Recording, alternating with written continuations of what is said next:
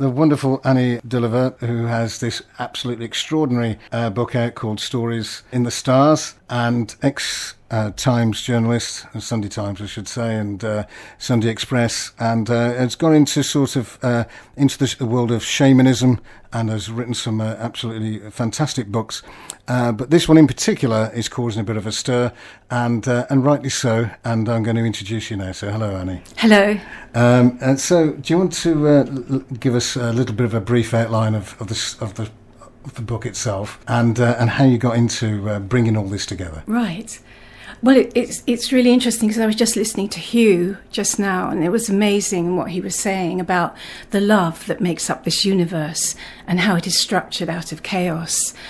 And I think it's been a lifetime's work to produce stories of the stars that really began in my childhood when I was reading fairy tales like Cinderella and Sleeping Beauty, to gradually put together some of that structure, or certainly how our ancestors saw that structure, which for them gave their lives meaning and can give our lives meaning today. So it really began in my childhood, and I was fascinated, well, probably like any child, with stories like Sleeping Beauty, Cinderella, Snow White and the Seven Dwarfs, Pinocchio. And then as I got older, I started to read the actual myths that they came from, like the Norse myths and Celtic myths and Greek myths and so on. And I was always reading because I just always, I think, subconsciously had a feeling that the ancestors were trying to tell us something much more than the surface story, that there was a deeper wisdom hidden in the metaphorical layers, if you like. And so I just kept digging down, and always had my nose in a book, and like a bookworm, I couldn't let go of it. And then, as you mentioned later on, I was a journalist, and I sort of got a reputation as a journalist for being like that, for being tenacious, being like a dog with a bone or something, like shaking this. I felt like I was always like trying to shake it so that the truth would fall out. This is what I was like with stories when I was a journalist. And the same was with these myths. And I was thinking, there's something much more here. It was just a sixth sense, really, but I didn't know. But for my midlife crisis, I went to India and stayed in an ashram for 6 months, with Sai Baba's ashram, because I'd heard he was the foremost authority in India on the Vedas, which is the oldest Indian myths. So I wanted to study those there, and I did, and it was fascinating 6 months that I did that. But then I started to realize that all these stories were very, very similar. They all had a hero who went through lots of adventures and fought dragons and rescued land from the floods. There was always a flood. And I started to wonder, why are these stories all the same, all over the world, just with local variations with the name of the hero, or perhaps local places were different, but always it was the same story. So I was already starting to wonder that. And then I met some shamans when I was in Sai Baba's ashram, Mexican shamans, women, that had, it turned out, trained under the same shaman that Carlos Castaneda trained under. And so they were my first teachers in shamanism. And then I'm going to try and cut this short, but I eventually came to live in Glastonbury and started to study astrology and alchemy. And then the whole thing started to come together with the three worlds of shamanism. And I saw that the zodiac was actually spread across three worlds, and the stories were spread across the three worlds of the shaman. And the oldest zodiacs, half the zodiacs down in the underworld, from Capricorn to Pisces. And the underworld is like it's the subconscious, but it's like a sea. Probably I'm getting a bit too into it. For me, that was really exciting. And then we knew about Joseph Campbell's Hero of 1,000 Faces, but I don't think he'd identified that the journey the hero goes through is astrological. He starts at Mars, at Aries, and then goes on to Taurus and meets the bull there, and then he gets eventually to Leo and meets the lion, fights the lion. In all of these stories, not just the Greek ones, not just the Celtic ones, there's this same progression through the zodiac. and then falling down into the underworld at Scorpio. He's bitten by the scorpion, falls down into the underworld. And so I started to think, okay, there are also 6 initiations, alchemical initiations, 3 water initiations and 3 fire initiations that the hero goes through. And all that we're left with today is 1 water initiation, which is the baptism in church. And we've lost the other 2 water initiations and the 3 fire initiations. What were they? You look at something called the Eleusinian mysteries that took place in Greece. They were then doing those initiations. That was the last time they did them, about going back to before Constantine. Before Constantine, the emperor came in the 4th century, and then they trashed all the mystery groves in the preceding hundreds of years after that. Wow.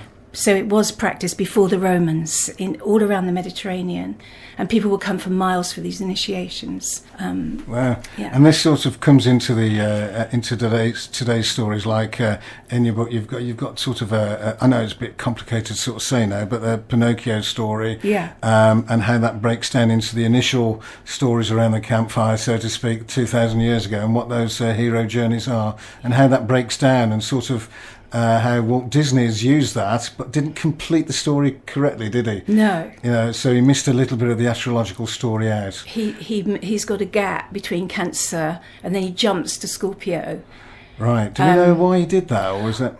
Well, time, I guess. He's only Right. got 88 minutes to and keeping people's attention. in a theatre, but also it did break up the story to such an extent that you then regard Pinocchio as just this naughty little boy that suddenly has this Damascian conversion of enlightenment from nowhere, it seems, because actually he learned his lessons in Leo, Yeah. Virgo and Libra. He learnt his lessons there to transform him into the hero, so then he could think outside of the box, be a genius, save his father, do all those from the belly of the whale. I think that's the bit of the movie that everyone remembers, that mad chase of the whale as he's chasing Giuseppe and Pinocchio, which means pineal gland, by the way, on a raft. Yeah. Wow, so that's interesting to know. Pinocchio Yeah. means pineal gland or pineal gland. Yeah. Wow. So it just shows that we've got all these wonderful stories that are from a conscious world. We have one story, but from the subconscious world, it's a completely different story altogether. It's a wisdom story that shows you what your life is, that you were born, at the time that you were born, the stars were in a certain position to give you your challenges and how to meet those challenges head on, how to be a hero. And when you really do understand those stories, you can be a hero or a heroine in your own life. And that's the main bit I wanted to get across to people, that it has a practical application. It's not just... No, you've got sort of exercises in there to do, really, haven't you? Which is, and it's a fascinating book. It really is. I mean, I could go to the. I was going to say I'll go to the dark words. Dark bit. But I won't. It's and you've got some wonderful drawings. I think Yuri Leach has played a part, isn't he? So, and also Sam Richardson. Right. And he was the proofreader, and his wonderful wife Holly Hazeltree also helped proof it. And where can we get this book from? Because it is an absolutely fascinating book. You've put a lot of time, energy, work, research.